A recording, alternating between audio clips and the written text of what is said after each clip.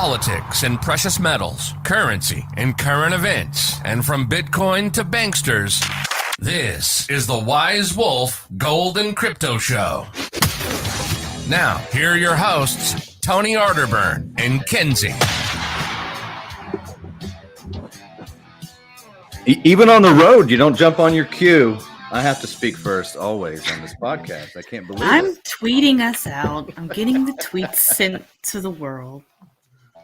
Hey, folks, this is Tony Arterburn. I am one of your hosts of the Wise Wolf Gold and Crypto Show, and this is kind of a special edition of the program. I usually do the Arterburn radio transmission on Fridays live around this time, but Kenzie and I have been talking. There's so much that's happened in the financial sector that's going to affect everything else, and Kenzie's done some magnificent research this week. I have tons of links and things to talk about.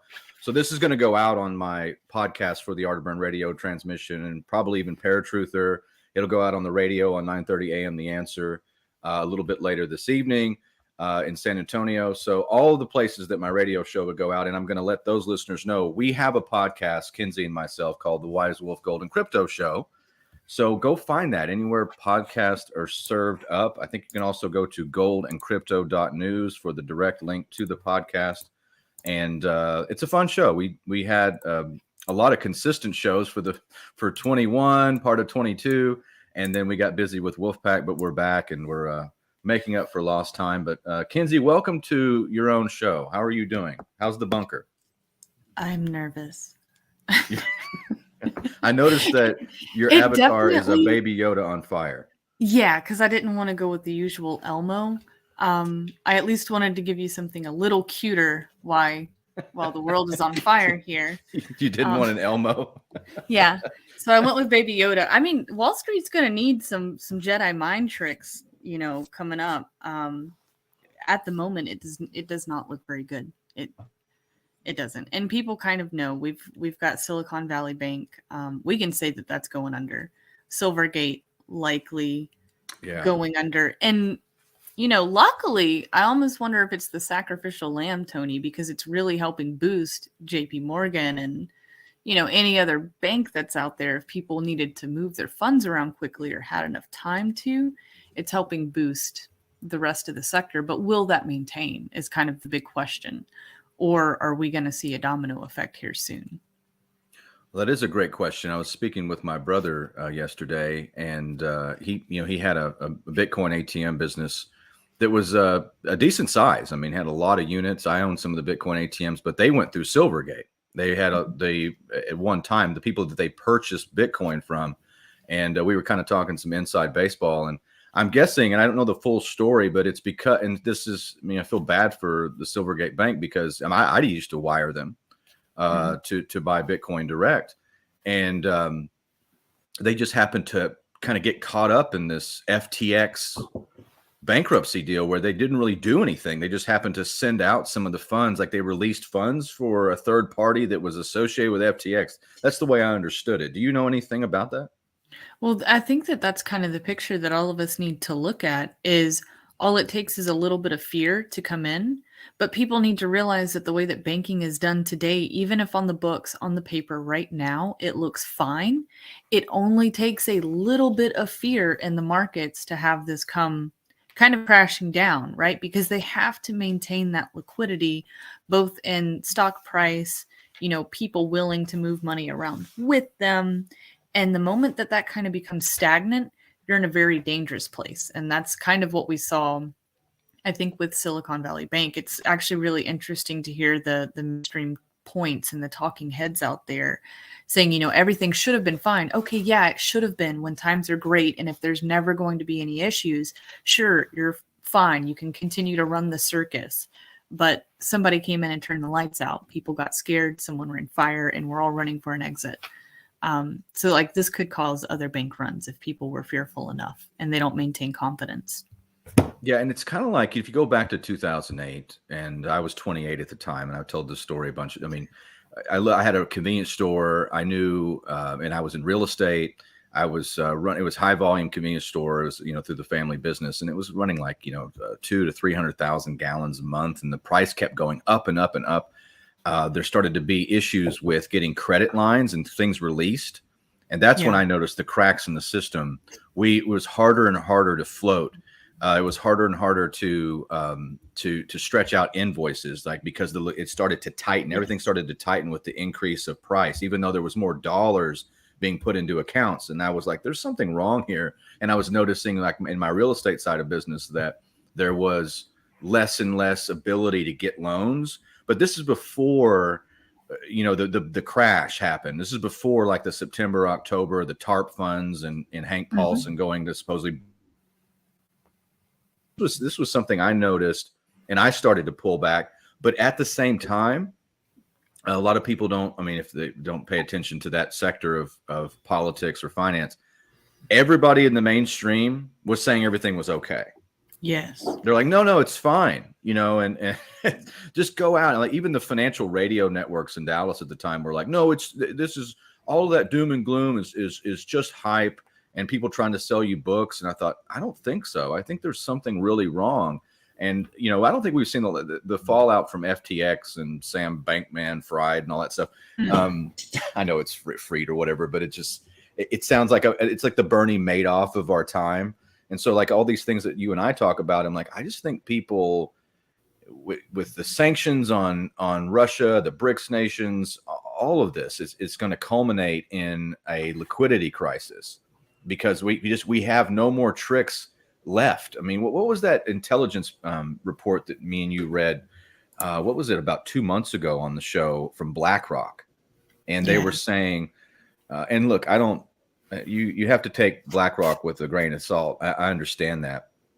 And I don't put a lot of trust in them, obviously, but they, so most of the time banks, especially the mega banks, have the best intelligence because it's not a lot of separations between the banks and the intelligence communities themselves. And what they came up with was that nothing that's worked in the past is going to work now when it comes to the market bailout. So like what happened in 2008 with the injection of funds from the Federal Reserve. And we all remember what happened then, which is as soon as they did that, gold and silver started to climb, and it culminated in gold's at that time all-time high in 2011 with $2,000 gold, or right at 2,000. Same thing with silver. Silver went back up and matched. I believe it matched its high of 1980 at $50.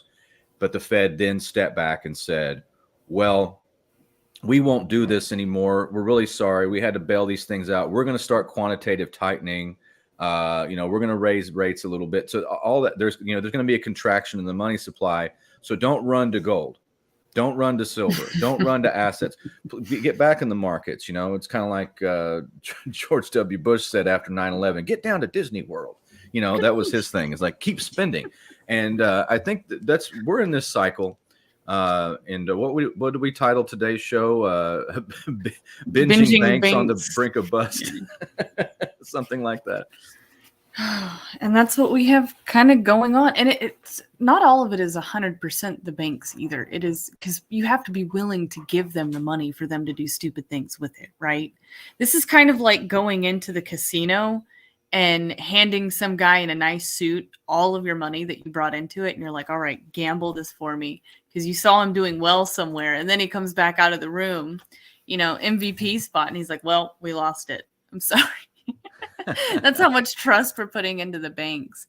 But as of today, and I think a lot of people saw this coming yesterday, regulators did close Silicon Valley Bank. The FDIC has now kind of taken that over.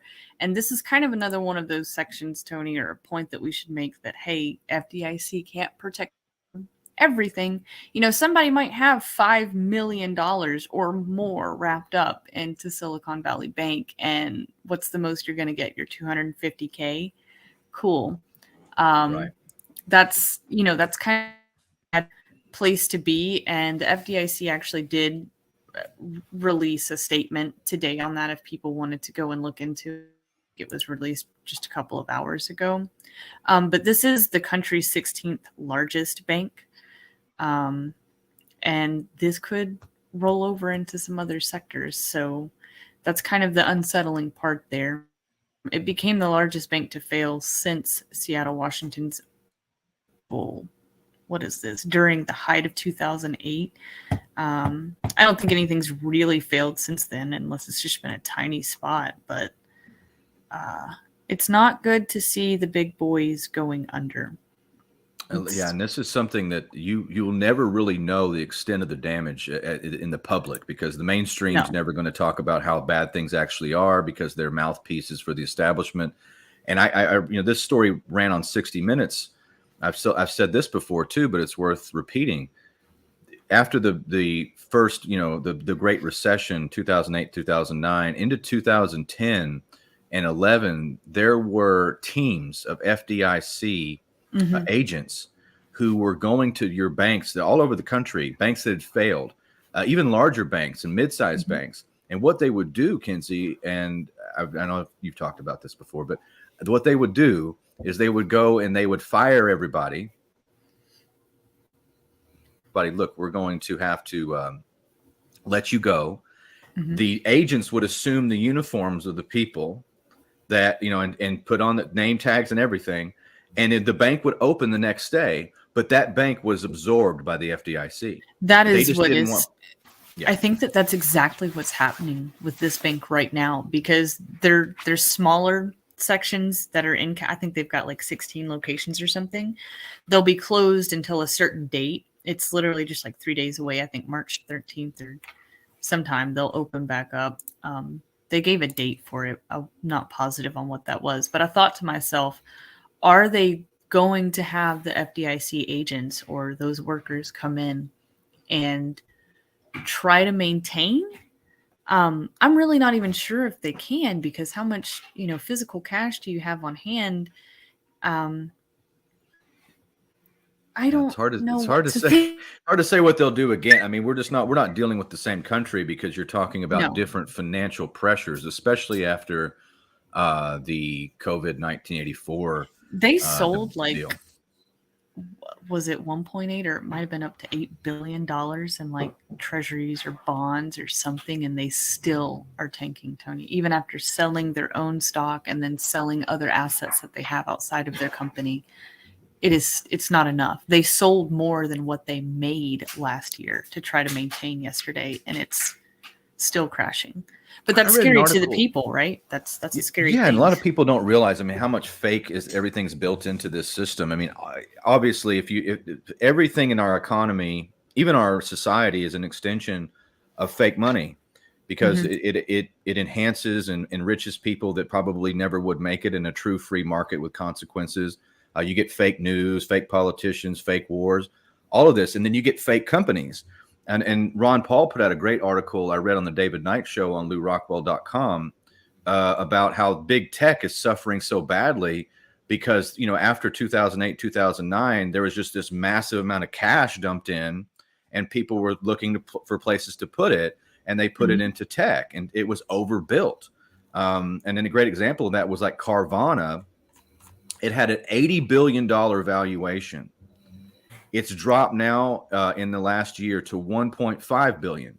So let me say that again: 80 billion to 1.5 billion. That is so shocking. And that's not the only it was just an example that Ron Paul used. The entire system, the stock market system, is built around fake. All the infrastructure is fake. So you're watching this thing, and I'm like just backing up. I'm like, I'm getting out of here. Like, I don't want to be a part of this, but this is going to affect everything else. It's going to affect Main Street much more, even so, than I think Wall Street will be affected, because they'll just Yeah, right. and it did last time too, because a lot of people, you saw some banks go under. You saw some people walk away in handcuffs. I have the question of how many people got promoted. While you lost your job and you were wondering how you're going to feed your kids, somebody that caused that mess got a promotion. It's a telltale sign, that something's like, how many people got fired for 9/11? None.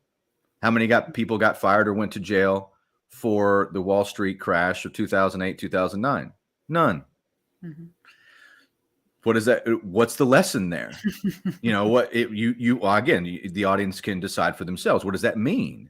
Well, that means there's some complicity from the establishment inside those events, and there's something going on with our financial system that I think is, again, I go back to that BlackRock intelligence report, and we're going to get into some stories here in a second, ladies and gents. But I you do go back have then to nothing one is that thing. it's been in the past is going to work in the future, and that's what I wanted to say. Yeah, no, not at all. It does not help that, like, as all of this is happening, Tony, we decided to watch a movie the other night. I forget what it was called, but basically the financial sector went down. These people end up going and having to be in a bunker somewhere with their creepy neighbors. But either way, as this is happening, like they're seeing it on the news, the husband of the household is like, oh, wow, you know, the largest bank and whatever just went under. And like the sister-in-law behind him is like, oh, well, you know, not my money, not my problem. And that's a lot of people's thought is I'm not tied to Wall Street. This doesn't hurt me, but it does. Like, where is your job today? Who pays your paycheck? And if credit gets super tied up and it's not very flexible, you are also in a not good position. So I wouldn't think to yourself, oh, just because I don't put on a suit and go to Wall Street, that this doesn't concern me. This very much so does concern your everyday life. And that is not the way to look at this as you see it coming down. No, I agree with that. And that you're the slayer and destroyer of normalcy bias, as always, here on the Wise Wolf Gold and Crypto Show. Hey, Kens, I'm going to pull up an article. Do you want to talk about the Perth Mint? Because that was a huge story. Yeah. And then I'm going to pull the article up, and what I want to do now. I can't. Again, this is where I'm on the road. I'm in our Denison location, in setting this up, so we have a hub for people to drop off in this region. So if you want to sell us product or pick up product here at the Main Street Mall in Denison, Texas, my mom. I'm actually in her office right now. She's out of town, but I'm using her office here at the Main Street Mall.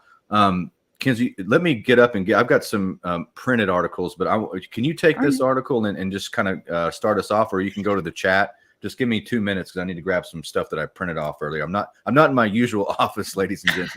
I'll be right back. So hold on. Yeah, you can take it from problem. here. All right, so moving on to the Perth Mint scandal here. This is one that doesn't make anybody feel too great. Perth Mint actually sold diluted gold to China. They did get caught, and they tried to cover it up. So the real question here might kind of be, how long was it going on?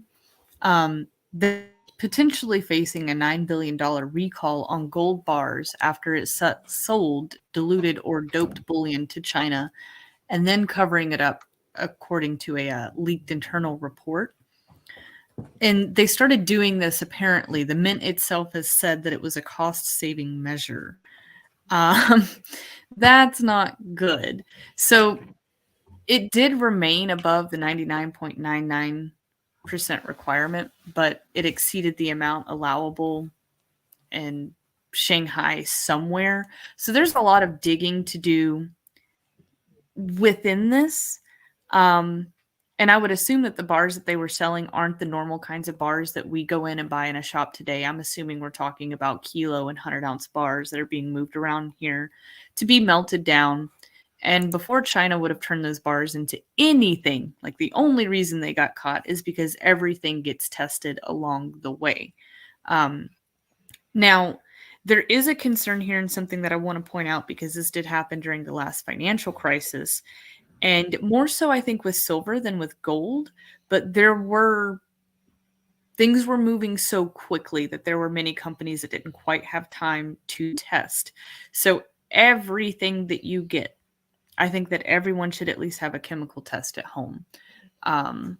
This is not the first time. I'm sure it won't be the last. I don't think that any of this actually made it to retail markets, but it is a concern and something that we should keep our eyes out on. And we are talking about the Perth Mint, one of the largest mints in the world. So it's pretty bad.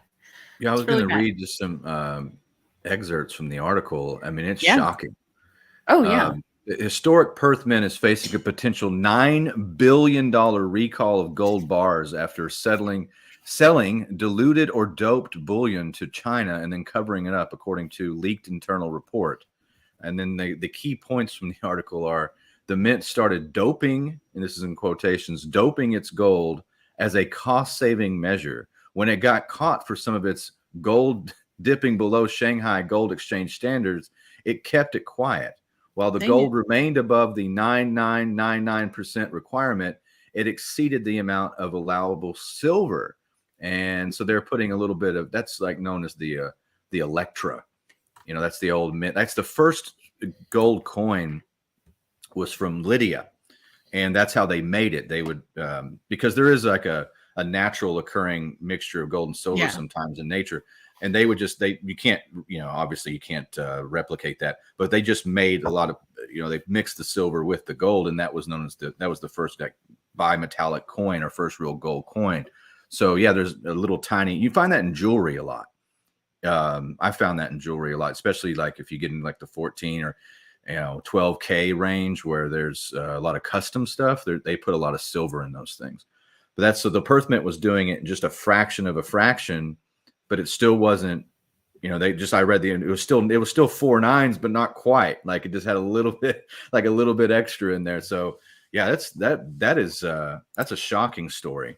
Because there's a lot of people that house their wealth with the Perth Mint. I mean, down in Australia. Well, and that's the scariest part is it's your unallocated stored wealth that you can't just go pick up or ask for at any time because they might not have it.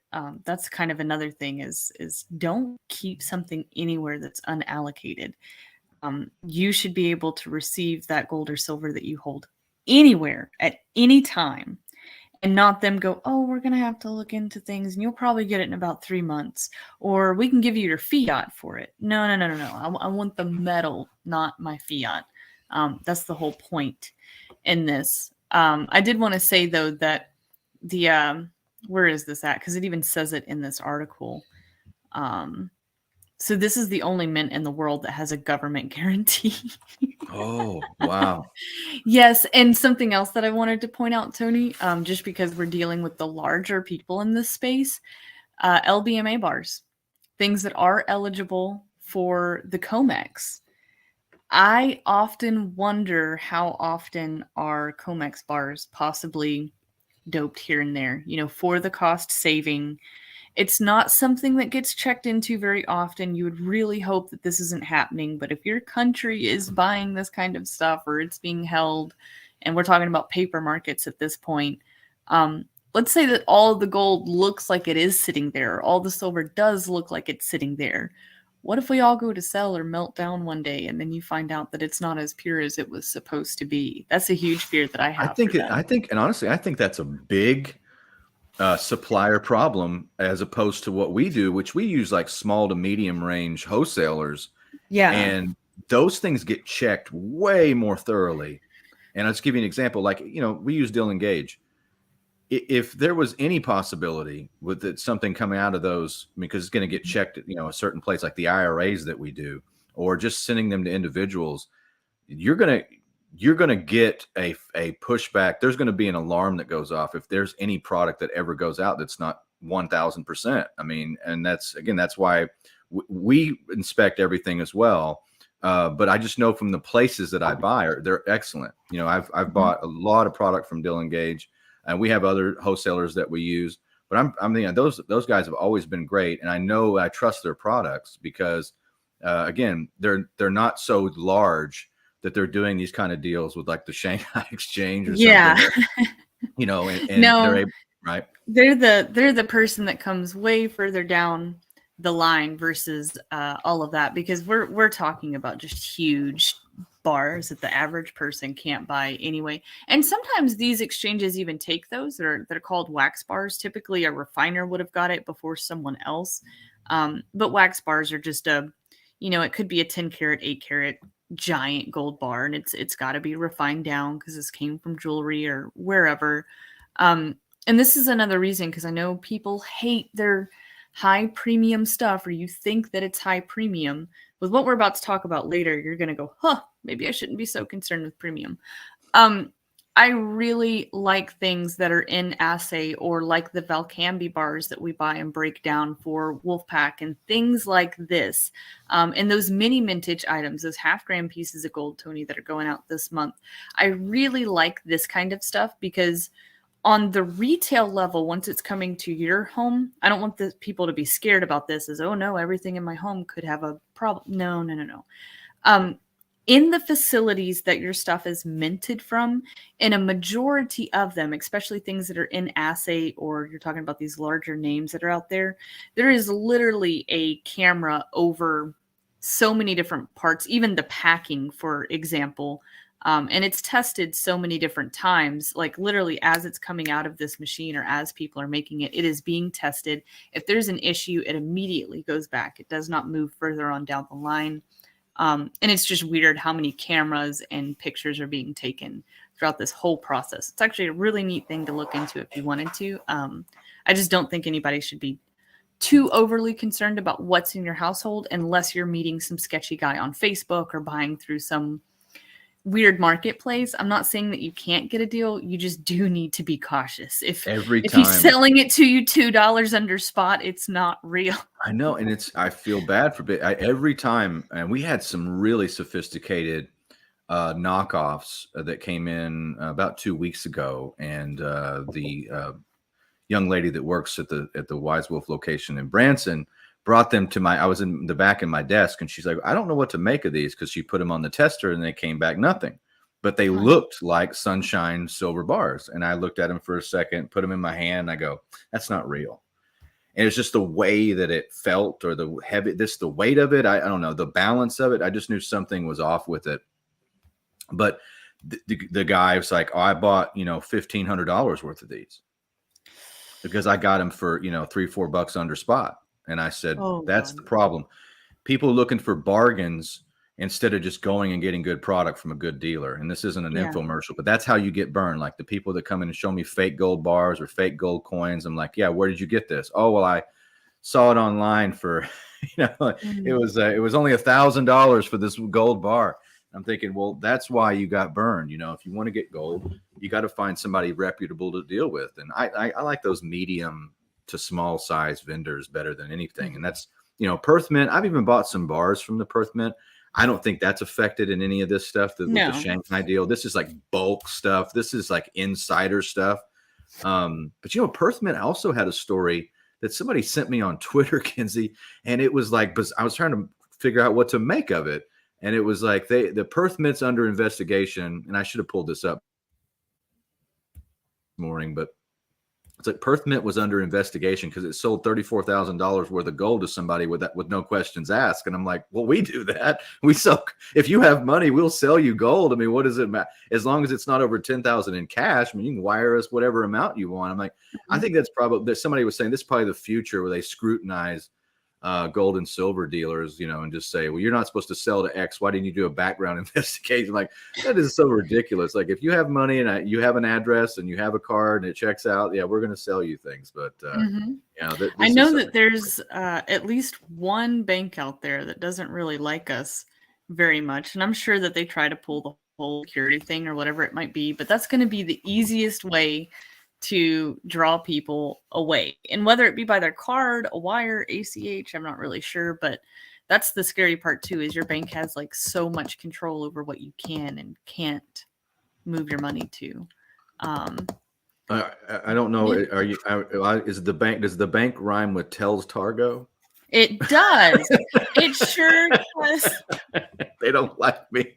Anytime that there's like a real issue with payment, and then you go and investigate it, you're like, oh man, it's not that someone is trying to rip us off or something like that. It's just that Tells Targo is not they don't really like us very much, Tony. They really don't. I've noticed that many times from customers. There's something with Wise Wolf, and we use the Bank of Missouri, which I really like. And they've been real good to me. So shout out to the Bank of Missouri. If you're in Missouri, it's a good bank. They've not given me any issue with my gold and silver business. Knock on my mom's wooden desk here in Denison. So we got about 26 minutes or so left.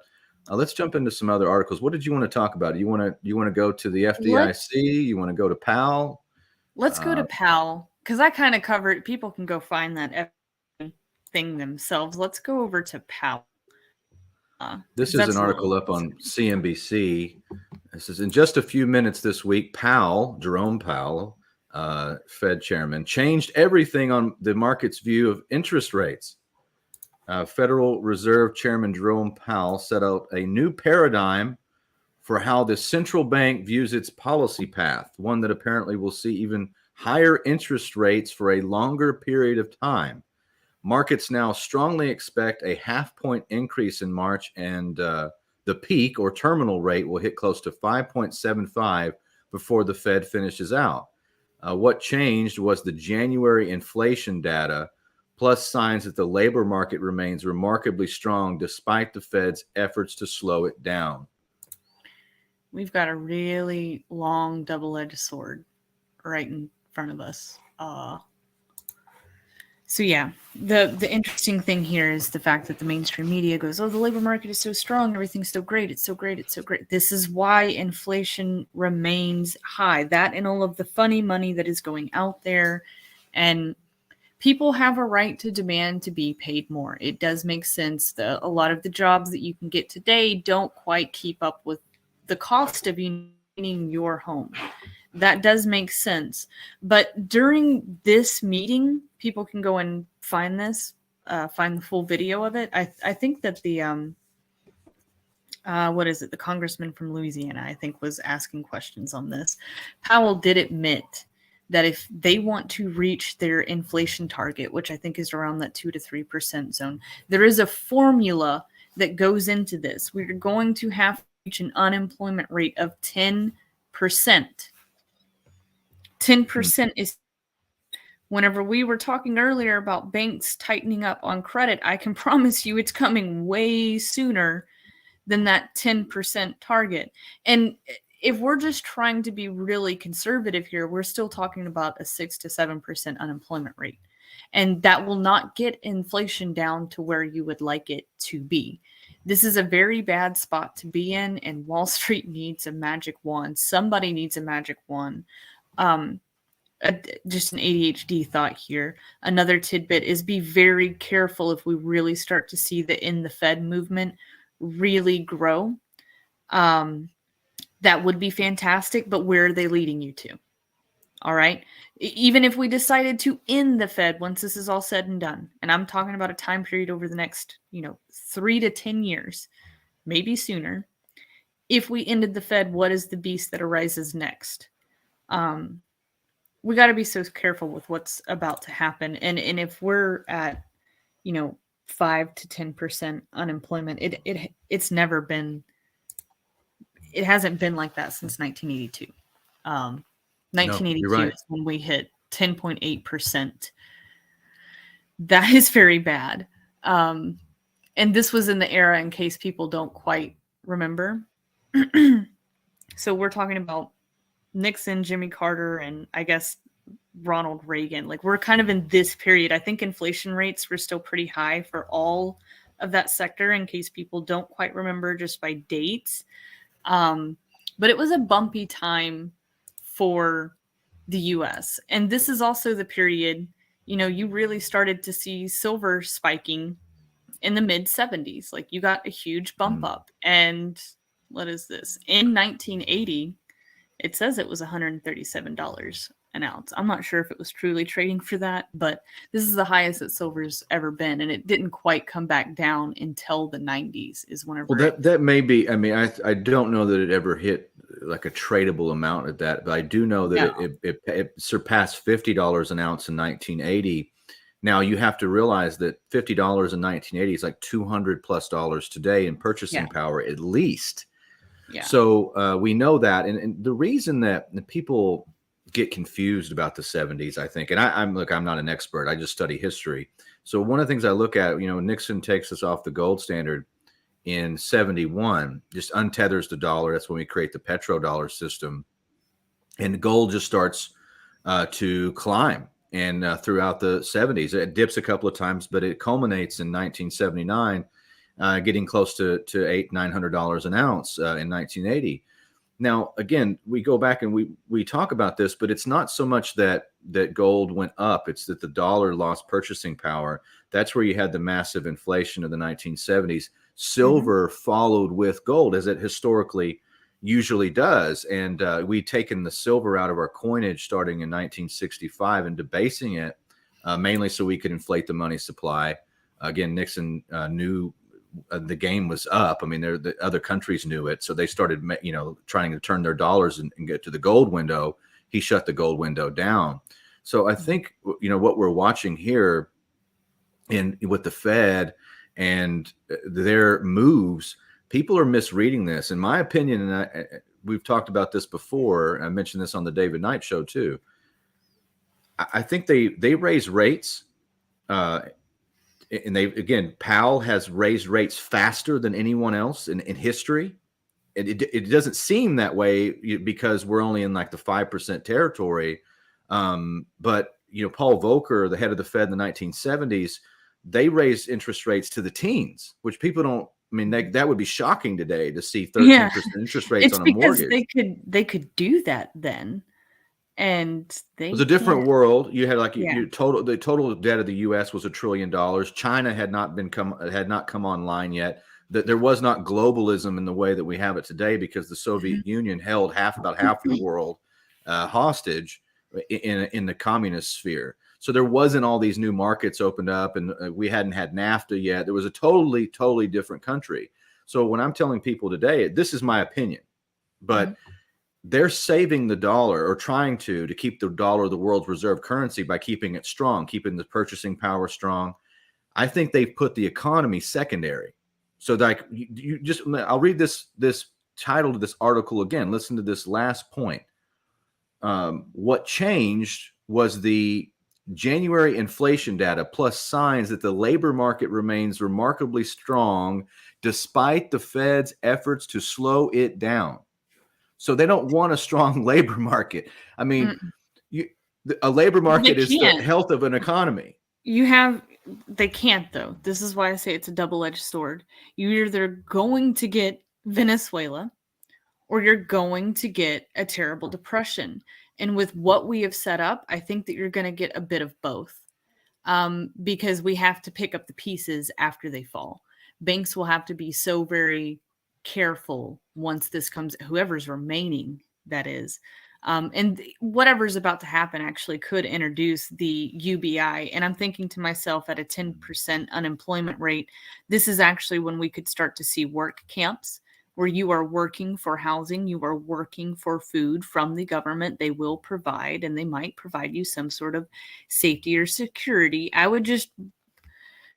don't know about that. If it got to that point, I would just think of the stadiums in Katrina. Maybe you had a cot, you had some food, and people turned the other way when some really bad things were going on in there. So, this is the other side of that fear, not just talking from, your normal economic talking points, yada, yada.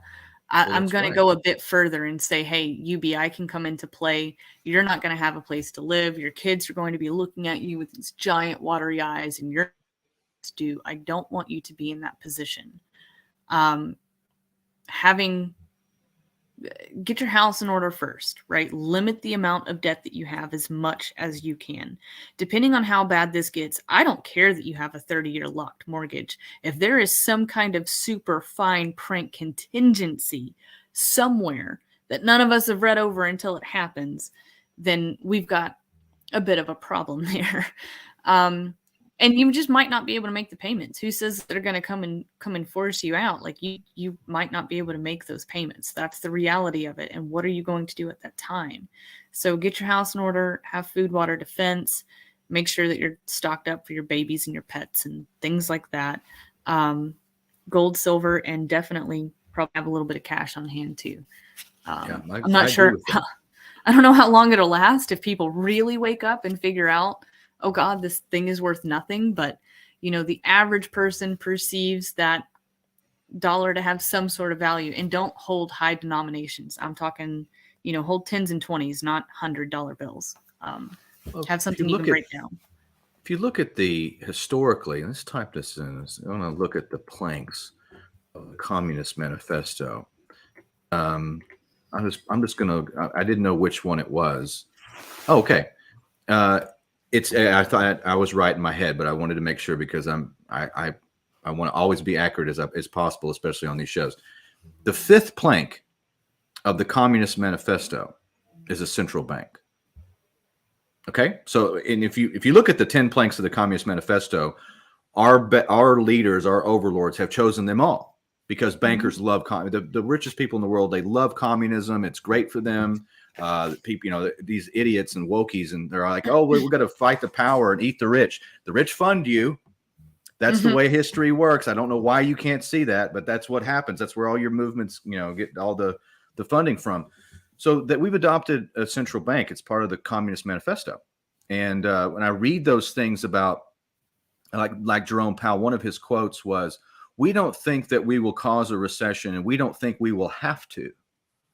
But now we have to." And we have to. And so the economy, when they're talking about labor markets and it's been too strong, we need to slow that down. So you need to slow down production for your bankster friends. We don't want this to get too hot. We don't want people to be doing too good because that hurts us. It devalues the dollar. We got problems in the world's reserve currency. So this is them sending a signal. And I don't think people are totally, the financial markets act like this guy's a savior. It's going to help us. And I've thought for a while, I think they're going after saving the weaponization of the dollar, and they're putting the economy second.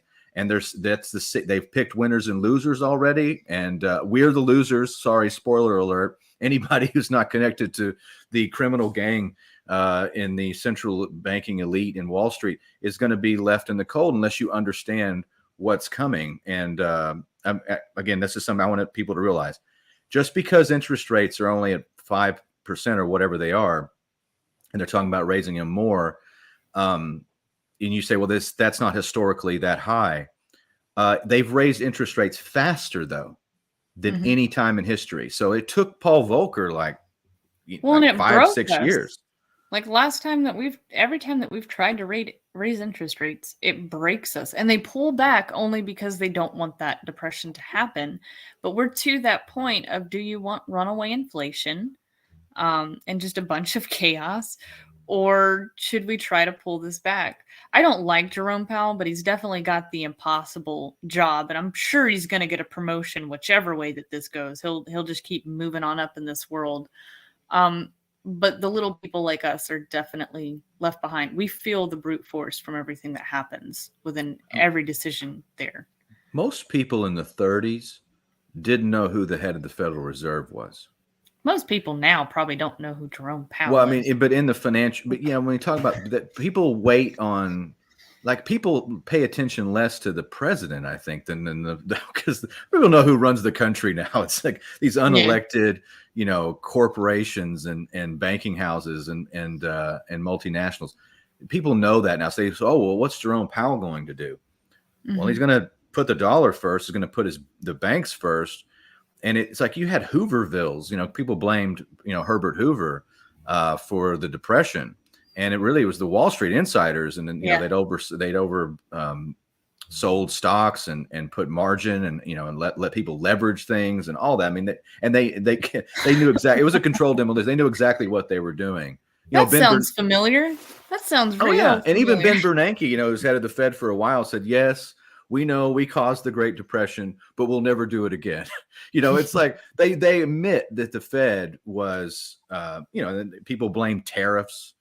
If you watch off Ben Stein, who was a speechwriter for Nixon, and he had that show Win Ben Stein's Money.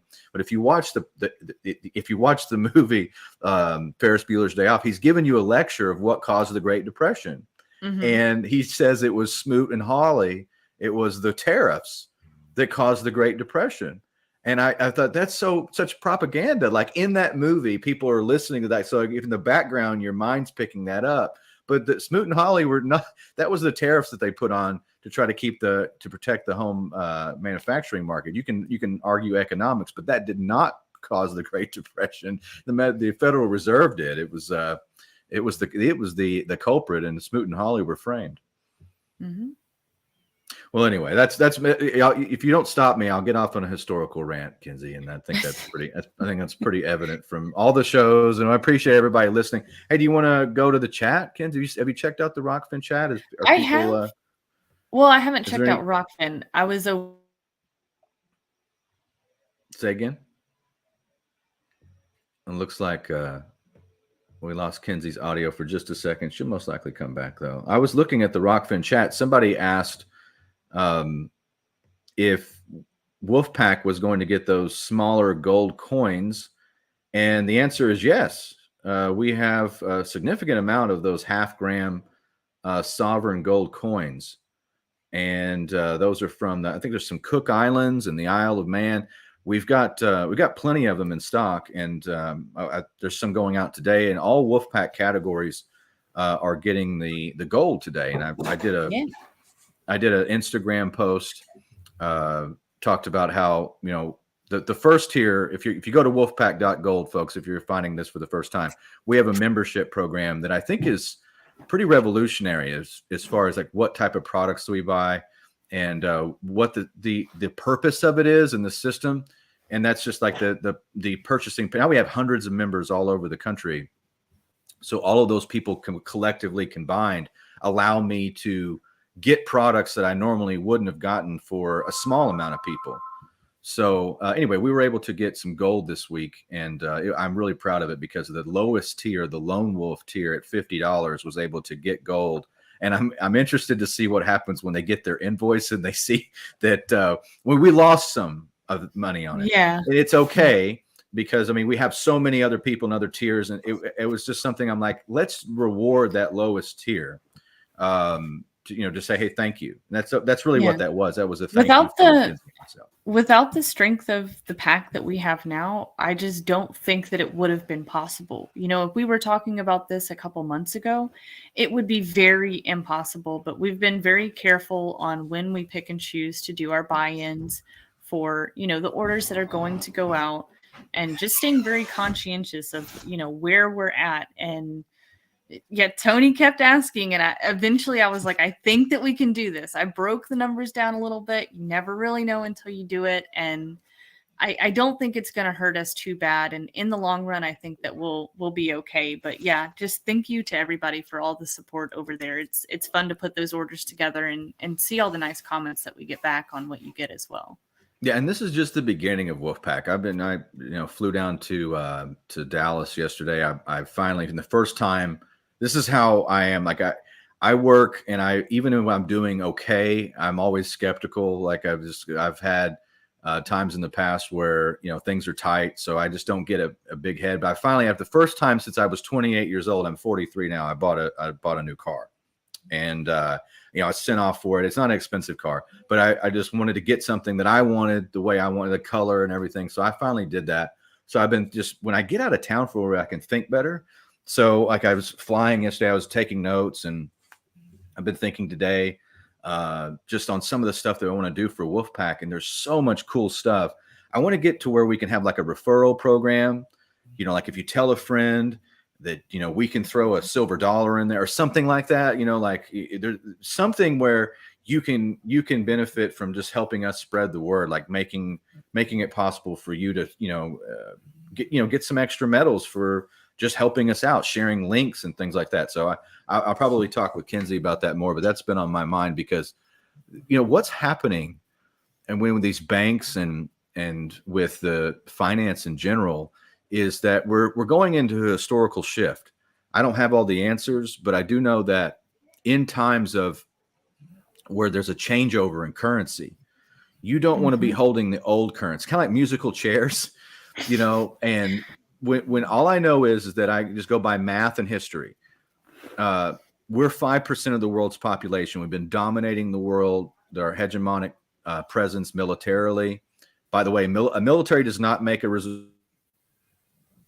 world domination, and we're losing the world's reserve currency. So the military knows that.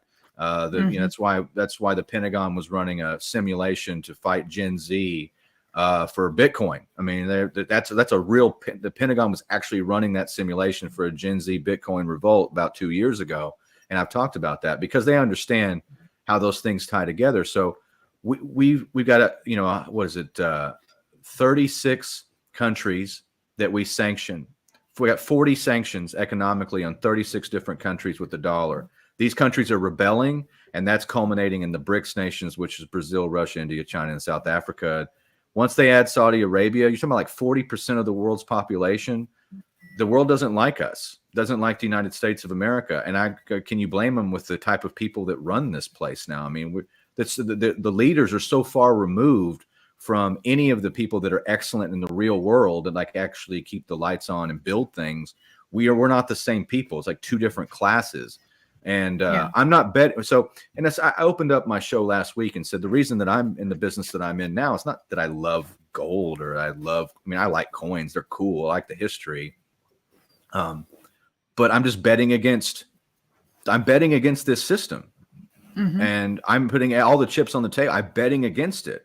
Honestly, I hope I'm wrong on some stuff because it's going to hurt people, but I don't think that I am. When it comes to reading quotes about the Fed, Kinsey, they say the language is clear. It's in their quotes. Like, we don't think we'll have to cause a recession.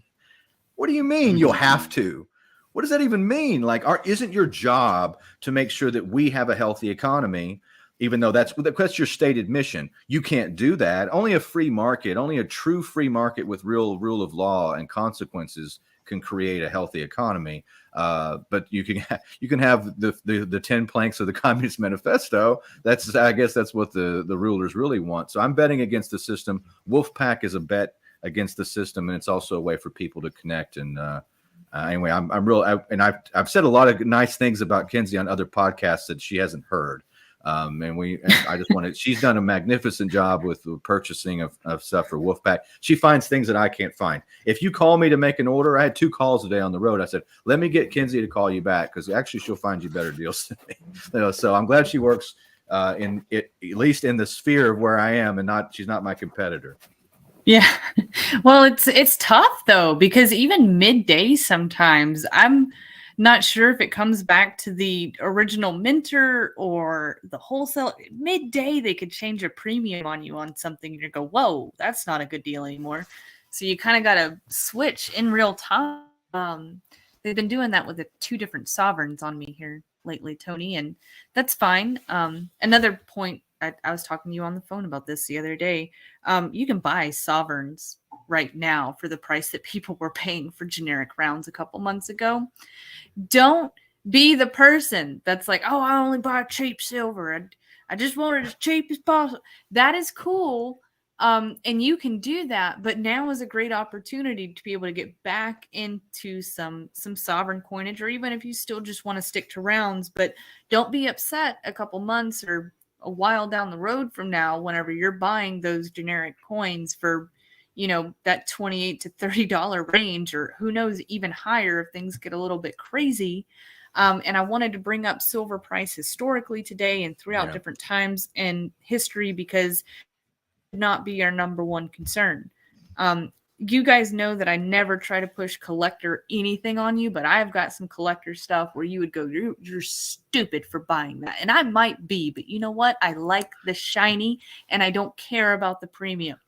It's a very small portion of my portfolio, but I like the shiny. That's it. I just don't think any of the things are real. Like I'm talking about the premiums. And the reason I say that is because it's estimated. No one truly knows about the COMEX and the paper markets and the ETFs.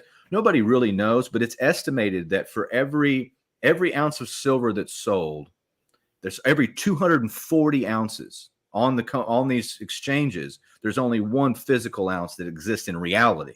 Yeah. So we really don't know where the premium should be.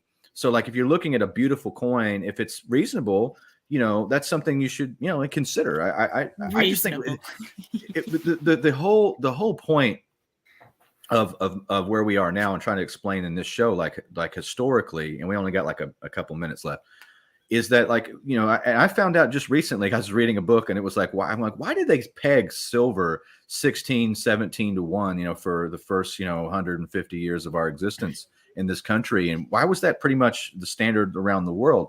It was geologically the estimated difference in amount of like silver to gold ratio, like in the earth. Mm-hmm. And I didn't know that. To do with economics. So even we learned something, we try to learn something every day in this business. But so if you look at that just historically, and I'll let you close out, Kinsey, historically, silver is super cheap right now because it's like, I don't have a calculator, but it's got to be like 80 to to 90 to 1. The So it's like, ratio is 90 to 1. Yeah. yeah, it's as of 90. today. Yeah. So historically, it's been 16, between 10 to 16 to 20. And I mean, now we're just off the charts. At one time, in 2020, it was like 125. So yeah, it's insane. And I'll let you have final thoughts on this as we close out. Oh, it's absolutely crazy. Something that we haven't mentioned, and I don't want people to get too excited about, but there's a lot of talk. Elon Musk himself said that he might have to buy a silver mine or hold a massive ton of shares in silver mines that are already out there. And we're talking about some of the largest mines in the world, production-wise. And he has to do that because of this green future that they want to have for us, because it doesn't keep going without these precious metals.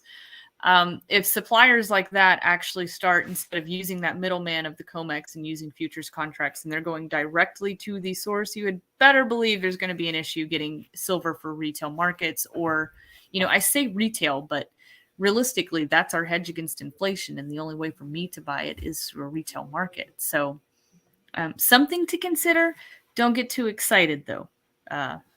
I don't know what kind of tricks they could pull. I don't know what they're trying to do now. That would just be a huge thing if Elon got into silver. He is considering that. Well, we'll keep an eye on that story. I think that's going to be a real big shift here in the future, and silver's just kind of in a holding pattern. I think that's why the big banks know that. I think why they've been accumulating. Oh, yeah. And I think that's why the price is where it's at. So, hey, folks, we'll be back next week. Again, if you're finding this on any of my other podcast channels, go find Kinsey and I on the Wise Wolf Gold and Crypto Show. You can find us at wisewolfgoldandsilver.com or wolfpack.gold, and Twitter handle at what's Wise Wolf Gold, at Wise Wolf Gold on Twitter. And usually Kinsey's tweeting out there as she was before we started the show. And I just want to say thank you to everybody who joined on Rockfin. On the America Unplugged channel. So anyway, we'll be back next week, and I'll have all new radio shows, all that cool stuff. In a world of bulls and bears, be the wolf. We'll see you next time. End of transmission.